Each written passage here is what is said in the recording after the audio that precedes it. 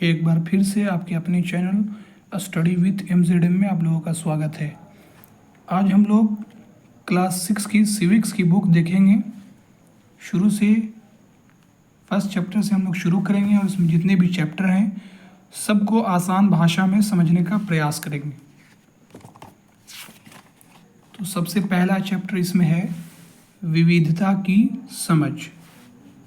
तो आइए हम लोग चैप्टर पे आते हैं। विविधता की समझ। विविधता को इंग्लिश में कहते हैं डाइवर्सिटी। विविधता को इंग्लिश में क्या कहते हैं? डाइवर्सिटी। देखिए आपकी बुक में बहुत सारी बातें लिखी गई है, लेकिन आसान भाषा में अगर समझा जाए विविधता क्या है तो देखिए विविधता को हम कई तरह से समझ सकते हैं। जैसे अगर देखा जाए तो हमारे देश में 140 करोड़ लोग रहते हैं, लेकिन अगर सबके चेहरे को देखा जाए, सबके फेस को देखा जाए तो कोई भी सेम नहीं है। तो यह क्या है? विविधता है। दूसरी बात अगर आप देखें तो बिहार में ज़्यादातर लोग हिंदी भाषा का प्रयोग करते हैं, क्योंकि बिहार की राजकीय भाषा भी हिंदी है। पहली राजकीय भाषा हिंदी और दूसरी राजकीय भाषा उर्दू है। तो बिहार में हम लोग हिंदी में बात करते हैं, मैथिली बात करते हैं, मगही में बात करते हैं, भोजपुरी में बात करते हैं। वही आप चले जाइए पश्चिम बंगाल, जो कि भारत में ही है, वहाँ लोग किस भाषा में बात करते हैं? तो वहाँ की भाषा बंगाली है। तो कहा जाता है कि हमारा भारत देश जो है वो विविधताओं का देश है, यानी यहाँ बहुत डाइवर्सिटी पाई जाती है। तो यही डाइवर्सिटी है। फिर आप देखिए, आप अपने आसपास देखिए, अपने कक्षा में देखिए, क्या सभी लोगों की शक्ल एक जैसी होती है? सभी का कलर एक जैसा होता है? नहीं, बिल्कुल नहीं। कुछ लोग गोरे होते हैं, कुछ लोग काले होते हैं, कुछ लोग सांवले होते हैं। ये तो खैर प्राकृतिक चीज़ है, लेकिन यही विविधता है। फिर दूसरी चीज़ आप ये देखिए कि हर स्टेट का और कई जगहों का अपना अपना फेमस भोजन होता है। जैसे बिहार के लोग ज़्यादा क्या पसंद करते हैं? बिहार का फेमस भोजन क्या है? तो लिट्टी चोखा। अगर आप बंगाल चले जाएं तो वहाँ का फेमस क्या है? तो बंगाल में ज़्यादातर लोग मछली और भात पसंद करते हैं। तो इसी तरीके से देखा जाए तो यही विविधता है जो हम लोग देखते हैं अपने आसपास, पड़ोस में और हर जगह जो देखते हैं। विभिन्नताएं जो पाई जाती है हम लोगों में, यही विविधता है। और भारत विविधताओं का देश है। देखिए आपकी इस बुक में एक कहानी के माध्यम से बताया गया है कि एक निशान नाम का कोई लड़का था। तो वो 5वीं क्लास में पढ़ता भी था और उसके पिताजी की दुकान थी, तो वो दुकान में भी बैठता था। और उसके घर के बगल में एक हॉस्टल था जहाँ कुछ लोग मतलब स्टूडेंट वहाँ रहते थे, पढ़ाई करते थे। तो इसके दुकान पे वहाँ से कुछ लोग आते थे सामान लेने के लिए। तो कई दफ़ा निशान भी दुकान में बैठा होता था। तो इससे पूछते थे लोग कि क्या नाम है बाबू तुम्हारा? तो इसने बताया कि मेरा नाम निशान है। तो उन चारों में से एक ने कहा कि अरे तुम्हारा भी नाम निशान है, देखो इसमें से एक लड़का, इसका भी नाम निशान है। कई दफ़ा ऐसा होता है कि हम किसी का नाम सुनते हैं और वह हमारे ग्रुप में भी उसका नाम होता है। तो इसी तरीके से फिर बातचीत शुरू हुई उन लोगों में, और उसमें जो एक निशान था उसका नाम था निशान अहमद। देखिए यहाँ पे बताया गया है इसमें कि वो जो था दूसरा निशान, उसका पूरा नाम निशान अहमद था। खैर हम आपको बता रहे हैं आसान भाषा में, वो तो किताबी भाषा ही है फिर। और वो इंजीनियरिंग का छात्र था जो अपने अंतिम वर्ष में था, उसका कंप्लीट होने वाला था, और वो बिहार के किशनगंज ज़िले का था। और इन लोगों में इतनी अच्छी दोस्ती हो गई फिर दोनों निशान में कि बड़े वाले निशान ने कहा कि देखो ऐसा है कि हम तुम्हें अंग्रेज़ी बोलना सिखा देंगे। तो उसने बोला ठीक है, बहुत अच्छा है, सीख लेंगे हम भी। तो ये जो थे निशान अहमद इंजीनियरिंग के स्टूडेंट, ये वो निशान को जो 5वीं कक्षा में पढ़ता था उसको सिखाते थे बोलने के लिए, इंग्लिश बोलने के लिए। तो जो निशान अहमद थे उनको हिंदी के साथ अंग्रेज़ी बहुत अच्छी आती थी, और ये जो छोटे वाले निशान थे इनको मगही और हिंदी बोलना बहुत अच्छा लगता था, और अच्छी इनकी भाषा थी, वहाँ पे थे तो इनको वही बोलना ज़्यादा अच्छा लगता था। और लेकिन कुछ दिनों के बाद क्या हुआ कि वो जो इंजीनियरिंग में थे निशान अहमद, वो नौकरी के लिए बाहर चले गए, और छोटे निशान अहमद तो खैर वहीं घर ही पे थे। तो इस तरह से हमने देखा कि दोनों की भाषाओं में देखिए कितना डिफरेंस हो गया। एक को हिंदी और अंग्रेज़ी आती थी, उस भाषा में बात करता था, और एक को मगही और ये हिंदी आती थी। यानी भाषा के आधार पर देखा जाए तो अंतर हो गया। और फिर नाम में देखिए, नाम तो दोनों का सेम ही था, लेकिन कितना डिफरेंस था दोनों में? बहुत तरह का डिफरेंस था। तो आइए और आगे देखते हैं हम लोग। और देखिए प्रैक्टिस के लिए है कि उन त्योहारों की सूची बनाइए जो निशान अहमद एवं निशान मनाते होंगे। और देखिए यहाँ पे एक दिया हुआ है कि जहाँ निशान अहमद किशनगंज का एक मुसलमान है, वहीं निशान पटना का एक हिंदू है। तो इन दोनों में अगर देखा जाए तो वो धर्म के आधार पर भी विभिन्नता है। तो उन त्योहारों की सूची बनाई जो निशान अहमद एवं निशान मनाते होंगे। तो निशान अहमद जो मनाते होंगे वो त्यौहार होगा इनका ईद, बकरा ईद, ये सारे त्यौहार हो गए इनके। और ये जो निशान होंगे होली, दिवाली, छठ, ये सारे हो गए। तो ये डिफरेंस हो गया। अब आगे ये है कि विविधता हमारे जीवन को समृद्ध करती है। किस तरह से करती है? जैसे निशान अहमद और निशान दोनों दोस्त बने, ठीक वैसे ही आपके भी साथी होंगे जो आपसे कुछ अलग होंगे। होता है कई दफ़ा ऐसा कि बहुत से लोग हैं जो वो आपसे बिल्कुल अलग होंगे, लेकिन दोनों को एक दूसरे से कुछ ना कुछ सीखने को मिलता है, और मिलता ही है, सही बात है। इसी प्रकार विभिन्न प्रदेशों के खान पान में भी अंतर देखने को मिलता है। बिहार के लोग लिट्टी चोखा पसंद करते हैं, वहीं पंजाब के लोग मक्के की रोटी और सरसों के साग बहुत पसंद करते हैं। तो देखिए हमने बताया था कि खान पान के आधार पर भी विविधता देखी जा सकती है। और पश्चिम बंगाल के लोग मछली या चावल बड़े चाव से खाते हैं, और दक्षिण भारत के लोग, साउथ इंडियन के जो लोग होते हैं, जैसे तमिलनाडु है, केरल, आंध्र प्रदेश, वहाँ के लोग इडली और डोसा ज़्यादा पसंद करते हैं। देखिए आपकी बुक में दिखाया गया है कि यहाँ पर जो है बिहार का लिट्टी चोखा है, ये व्यंजन है। और यहाँ पे देखिए बंगाल का मछली चावल है, यहाँ पे दक्षिण भारत की थाली है ये, यहाँ पे गुजरात की थाली है ये। तो इस तरह से अलग अलग तरह के व्यंजन है। और यही नहीं, अगर आप देखें तो एक धर्म में भी कई तरह की विविधता पाई जाती है। ऐसे तो सभी लोगों में विविधता कुछ ना कुछ है ही है, लेकिन देखिए हमारे देश में देखिए बिहार का मशहूर पर्व क्या है? तो बिहार का मशहूर पर्व है छठ। लेकिन पश्चिम बंगाल का क्या है? दुर्गा पूजा। महाराष्ट्र का क्या है? गणेश उत्सव। और केरल का फेमस क्या है? तो ओणम है, केरल का फेमस ओणम है। अब वहीं झारखंड में सरहुल पर्व मनाया जाता है। झारखंड जो है वो बिहारी से अलग होकर एक राज्य बना है, और वो कब अलग हुआ था? तो यह हुआ था 15 नवंबर 2000 ईस्वी को। 15 नवंबर 2000 ईस्वी को झारखंड बिहार से अलग होकर के अलग राज्य बना था। नहीं तो पहले ये बिहार में ही था पहले तो।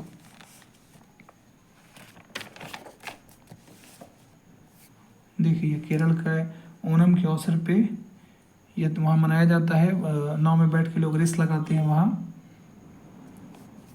तो इस तरह से हम लोगों ने समझा कि विविधता क्या है। हम लोग आसान भाषा में कह सकते हैं कि भाषा के आधार पे, खान पान के आधार पे, रहन सहन के आधार पे जो एक दूसरे में विभिन्नताएं पाई जाती है, वही विविधता है, वही डाइवर्सिटी है। अब देखिए आगे क्या है? विविधता के प्रति सम्मान। विविधता के प्रति सम्मान। अब इसका मतलब क्या हुआ कि जैसे कि हमारी भाषा हिंदी है, हम हिंदी में बात करते हैं हम लोग, ठीक है, या किसी की भाषा बंगाली है, जो भी जिस भाषा में बात करता हो, हम अपने बारे में बता रहे हैं कि अगर हमारी भाषा हिंदी है, हमारे सामने कोई बंगाली आके बोलने लगे तो वो सुन के थोड़ा अच्छा लगता है। कोई नई भाषा सुनो तो बहुत अच्छा लगता है। और जहाँ पे अगर हम लोग 10 लोग हैं, सब हिंदी में बात करते हैं, वहाँ पे एक अगर बंगाली में आके बोले तो वहाँ पे हंसने के बजाय, उसका मजाक उड़ाने के बजाय, अगर हम उसकी भाषा का सम्मान करें कि हाँ तुमने बहुत अच्छा बोला, और उससे 2-4 वर्ड अगर हम सीख भी लें, तो क्या ये गलत है? नहीं, ये बिल्कुल सही है। तो यही होता है विविधता के प्रति हमारा सम्मान। अगर कहीं पे 10 गोरे लोग बैठे हैं, इनका रंग एकदम साफ है, वहाँ पे कोई एक काला आदमी आ जाता है, इसका काला, ये तो नेचुरल चीज़ होती है, प्राकृतिक होती है, कोई थोड़ी मतलब खुद से होता है ये। तो विविधता है कि 9 लोग गोरे हैं, वहाँ पे काला, ये विविधता पा गई वहाँ पे। लेकिन इसका मतलब ये नहीं कि हम लोग उसका मजाक बनाए, नहीं, बल्कि उसका सम्मान करें। तो यही है, विविधता के प्रति हमारा सम्मान होना चाहिए।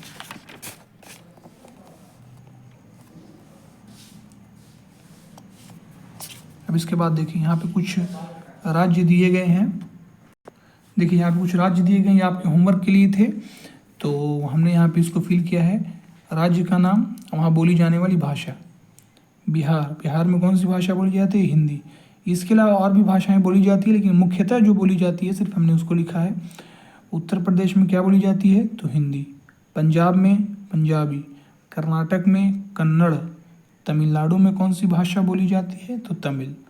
केरल में मलयालम, केरल में मलयालम भाषाएं बोली जाती है।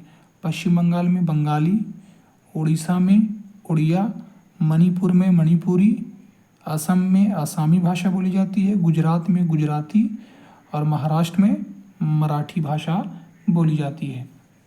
और देखिए, भाषा तो अगर कहा जाए तो हमारे देश में कई तरह की भाषाएं बोली जाती है। यहाँ पर दिया हुआ आप में देखिए आपकी बुक में कि पूरे भारत में 1652 से भी अधिक भाषाएं बोली जाती हैं। हम लोग बहुभाषी हैं। बहुभाषी का मतलब है बहुत भाषा, बहुत तरह की भाषा बोली जाती है। लेकिन हमारे संविधान में, संविधान की 8वीं अनुसूची में 22 भाषाओं को सम्मिलित किया गया। सिर्फ 22 भाषाओं को सम्मिलित किया गया। भाषाएं तो कई तरह की बोली जाती हैं। ये जो 1652 है ना, ये भी कम है। अगर देखा जाए तो हमारे देश में कम से कम 5000 से ऊपर भाषाएं बोली जाती है। अब देख लीजिए, आप हिंदी को ही किस तरह से लोग तोड़ तोड़ के बोलते हैं। हिंदी को ही लोगों ने कई भाषा में बांट दिया है, उर्दू को ही लोगों ने कई भाषा में बांट दिया है। तो एक ही भाषा को कई तरह से बोला जाता है। तो ऐसे कहा जाए तो 1652 से भी अधिक भाषाएं बोली जाती है। लेकिन याद रहे, ये सवाल बनता है कि हमारे संविधान में कितनी भाषाओं का उल्लेख किया गया है, कितनी भाषाओं को सम्मिलित किया गया है? तो वो है 22 भाषाओं को संविधान में रखा गया है। अब कितनी अनुसूची में? तो वो है 8वीं अनुसूची। ठीक है, तो याद रखिएगा आप लोग इसको।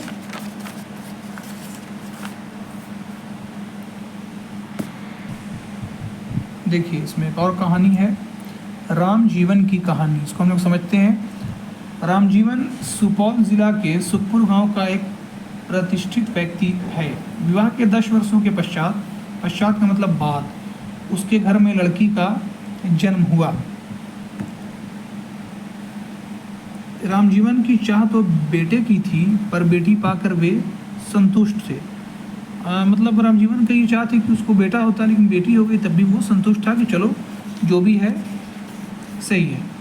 होना भी यही चाहिए भाई, बेटा हो या बेटी, सब गॉड गिफ्टेड होते हैं ना। इसमें कभी भी कोई किसी को चिंतित करने की कोई ज़रूरत नहीं है। संतुष्ट होना ही चाहिए, जो है सही है। बेटे की चाह में 1 वर्ष बाद पुनः बेटी ही होती है। 2 बेटियां होने के कारण वह काफ़ी चिंतित रहने लगा। बेटे की चाहत में वह मंदिरों मस्जिदों में हाथ जोड़ने लगा, मन्नतें मांगने लगा। इसी तरह 5 वर्ष बीत गए। 5 वर्ष बीत जाने के बाद आखिरकार तीसरे बच्चे के रूप में उसे पुत्र की प्राप्ति हो ही गई। खुशी के मारे उसने पूरे गांव में भोज की व्यवस्था की। भोज मतलब पूरे गांव में उसने दावत दी, सभी को खाना खिलाया। ठीक है। गुजरते समय के साथ माता पिता दोनों बेटियों की अपेक्षा बेटे के रहन सहन, खान पान, पहनावा, खेलकूद आदि पर विशेष ध्यान देते थे। ये देखा जाए तो ये समाज की सच्चाई है कि लोग बेटियों की अपेक्षा बेटी पर ज़्यादा ध्यान देते हैं। ये मानना पड़ेगा, इस चीज़ को एक्सेप्ट करना पड़ेगा। ये हालांकि ये सही चीज़ तो नहीं है, ध्यान बराबर ही होना चाहिए, लेकिन मतलब समाज की ये सच्चाई है कि लोग इस तरह से करते हैं। तो खैर,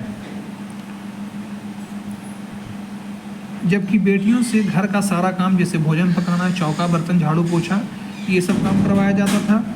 बेटियां इन कामों के अलावे पढ़ाई पर खुद से ध्यान देती थी। वहीं बेटे के लिए स्कूली शिक्षा अच्छे विद्यालय में होती थी। यानी ये था कि बच्चियों को विद्यालय भी नहीं भेजा जाता था, बेटी को भेजा जाता था, लेकिन बेटी को घर भी पढ़ाया जाता था। ठीक है। परंतु वह पढ़ाई के बदले खेल कूद, लड़ाई झगड़ा किया करता था। बेटा जो था विद्यालय जाता था, लेकिन मतलब पढ़ाई में ध्यान नहीं था उसका, ज़्यादा खेल कूद में और लड़ाई झगड़े में उसका ध्यान रहता था। इस तरह हमने तो परंतु वह पढ़ाई के बदले खेल कूद, लड़ाई झगड़ा में ध्यान दिया करता था। इस तरह हमने देखा कि रामजीवन बेटियों की अपेक्षा बेटा को ज़्यादा महत्व देता था। लेकिन क्या निकला इसका अंत में निर्णय क्या निकला भाई? यही निकला कि ध्यान तो बेटे पर देता था, लेकिन वही नालायक निकल रहा, वही सही नहीं कर रहा, क्योंकि बेटियां खुद से मेहनत कर रही, घर में काम भी और पढ़ाई लिखाई भी हो रही है। वह बेटा एवं बेटी में भेदभाव करता था, जो लैंगिक असमानता को दर्शाता है। कोई अगर बेटा बेटी में भेदभाव करता है तो उसे कहते हैं हम लोग कि लैंगिक असमानता है। क्या है? लैंगिक असमानता। ऐसे लोग अपनी अज्ञानता, यानी जिसको ज्ञान नहीं वही ये सब करेगा, जिसको ज्ञान नहीं है वही मतलब इस तरह का माहौल करेगा, नहीं तो बाकी लोग जो पढ़े लिखे लोग हैं इस तरह से नहीं करते। अपनी अज्ञानता एवं संकुचित मानसिकता के कारण समाज में होने वाले परिवर्तन को नज़रअंदाज करते हैं। इतिहास साक्षी है, लड़कियों ने धरती से लेकर आकाश तक अपनी कामयाबी के परचम लहराए हैं। ऊपर की कहानी पढ़ने के बाद ये कहानी जो है लैंगिक भेदभाव को दर्शाती है, परंतु समाज में न सिर्फ लैंगिक भेदभाव ही है बल्कि निःशक्तों एवं सामान्य सवर्णों एवं दलितों के साथ साथ अमीर और गरीब के बीच अंतर की घटनाएं भी हमें देखने को मिलती है। सही बात है, ये चीज़ भी देखने को समाज में हमें मिलती है। अमीर में और गरीब में जो फ़र्क किया जाता है, जो अंतर किया जाता है वो हमें मिलता है। आपने भारत रत्न डॉक्टर भीमराव अम्बेडकर का नाम सुना होगा, आइए उनके बारे में जानते हैं। कौन है जो डॉक्टर भीमराव अम्बेडकर को नहीं जानता है? संविधान निर्माता, बहुत बड़ा योगदान रहा है इनका। आइए इनके बारे में हम लोग थोड़ा सा जानते हैं। डॉक्टर भीमराव अम्बेडकर की पैदाइश जो हुई थी वो 1891 ईस्वी में हुई थी और इनका जन्म महार जाति में हुआ था जो अछूत मानी जाती थी।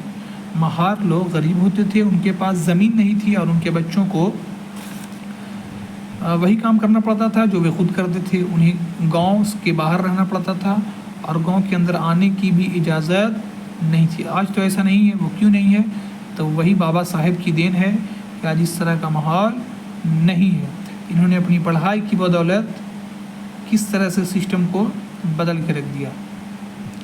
डॉक्टर अम्बेडकर अपनी जाति के पहले व्यक्ति थे जिन्होंने अपनी कॉलेज की पढ़ाई पूरी की और वकील बनने के लिए इंग्लैंड गए। उन्होंने दलित वर्ग के लोगों को, अपने बच्चों को स्कूल कॉलेज भेजने के लिए प्रोत्साहित किया, क्योंकि बाबा साहब जानते थे कि पढ़ाई एक ऐसी चीज़ है जो किसी भी चीज़ को बदल के रख सकती है।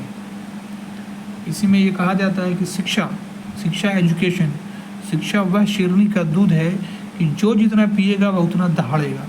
तो शिक्षा के बेस पे आप कुछ भी कर सकते हैं। आपको कुछ वो करने का शौक़ अगर आपको है, आपको कुछ बदलाव करने की चाहत है, आपको उसके लिए सबसे पहले शिक्षित होना ही होगा। तो इन्होंने क्या किया कि दलित वर्ग के लोगों को मतलब प्रोत्साहित किया कि भाई अपने बच्चों को आप भेजिए, स्कूल में पढ़ने के लिए भेजिए आप। हाँ, तो और अलग अलग तरह की सरकारी नौकरी करने को कहा ताकि वे जाति व्यवस्था से बाहर निकले। दलितों के मंदिर में प्रवेश के लिए कई प्रयास किए जा रहे थे, उनका डॉक्टर अम्बेडकर ने नेतृत्व किया। दलितों को पहले मंदिर में भी नहीं जाने दिया जाता था क्योंकि ये अछूत हैं। पहले के तो लोग जब चलते थे ना, दलितों को इस तरह से किया जाता था कि उनके पीछे एक झाड़ू बांध दिया जाता था, झाड़ू, ताकि वो जिस रास्ते से चले झाड़ू वहाँ अपने आप मतलब पड़ता जाए और उसके पैर का निशान भी ज़मीन में ना पड़े। सोच लीजिए किस तरह से मतलब प्रताड़ित किया जाता था। लेकिन आज ये सब बदल गया। कैसे बदल गया? तो बस शिक्षा के बेस पे। उनका मानना था कि दलितों को जाति प्रथा के खिलाफ अवश्य लड़ना चाहिए और ऐसा समाज बनाने के लिए प्रयास करना चाहिए कि इसमें सबकी इज्जत हो। लंबे समय तक दलित लोगों को शिक्षा, स्वास्थ्य एवं धार्मिक क्रियाकलापों से वंचित रखा गया, यहाँ तक कि उन्हें सार्वजनिक मंदिरों में घुसने तक नहीं दिया जाता था। महात्मा गांधी, डॉक्टर अम्बेडकर, ज्योतिबा फूले, इन सब महापुरुषों ने जोर देकर ये कहा था कि यह प्रथा अमानवीय है, यानी यह सही नहीं है। देखा जाए तो यह किसी भी एंगल से सही नहीं है।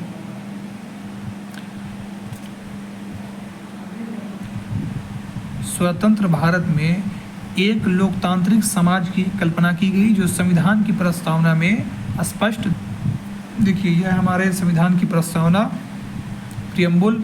हम भारत के लोग भारत को एक संपूर्ण प्रभुत्व संपन्न समाजवादी पंथ निरपेक्ष लोकतंत्रात्मक गणराज्य बनाने के लिए तथा उसके समस्त नागरिकों को सामाजिक, आर्थिक और राजनैतिक न्याय, विचार, अभिव्यक्ति, विश्वास, धर्म और उपासना की स्वतंत्रता, प्रतिष्ठा और अवसर की समता प्राप्त करने के लिए तथा उन सब में व्यक्ति की गरिमा और राष्ट्र की एकता और अखंडता सुनिश्चित करने वाली बंधुता बढ़ाने के लिए दृढ़ संकल्प होकर अपनी संविधान सभा में आज तारीख 26 नवंबर 1949 ईस्वी को इस संविधान को अंगीकृत, अधिनियमित और आत्मर्पित करते हैं। तो देखिए मतलब इस प्रस्तावना में कई तरह की बात की गई है, जहाँ सभी को बराबर का अधिकार देने के लिए, और हमारा देश जो होगा वो पंथ निरपेक्ष होगा, यानी किसी भी धर्म को विशेष प्राथमिकता नहीं दी जाएगी। यहाँ रहने वाले सभी लोग एक समान है। हमारा देश जो है वो धर्मनिरपेक्ष है और हमारा देश में लोकतंत्र है। और आज पहले की अपेक्षा देखा जाए तो कई सारे बदलाव हैं, और ये जितने सारे ये बदलाव हुए सब शिक्षा के बेस पर हुए हैं। तो हमें भी चाहिए कि शिक्षा को अच्छे से हासिल करें, और अगर आपको कुछ भी सिस्टम में गलत लगता है तो आप उसमें बदलाव कर सकते हैं, लेकिन उसके लिए सबसे पहले आपको शिक्षित होना ही होगा। तो आज के लिए बस इतना ही, और इसके बाद हम लोग इस चैप्टर से प्रश्न उत्तर भी करेंगे। मतलब पूरे बुक को हम लोग आसानी से कंप्लीट करेंगे। सबसे पहले हम लोग थ्योरी पढ़ेंगे, उसके बाद फिर इसके क्वेश्चन आंसर जो उसको अच्छे से डील करेंगे। बारी बारी से हम लोग एक करके पूरे चैप्टर को कवर करेंगे। तो अभी के लिए बस इतना ही। Thank you.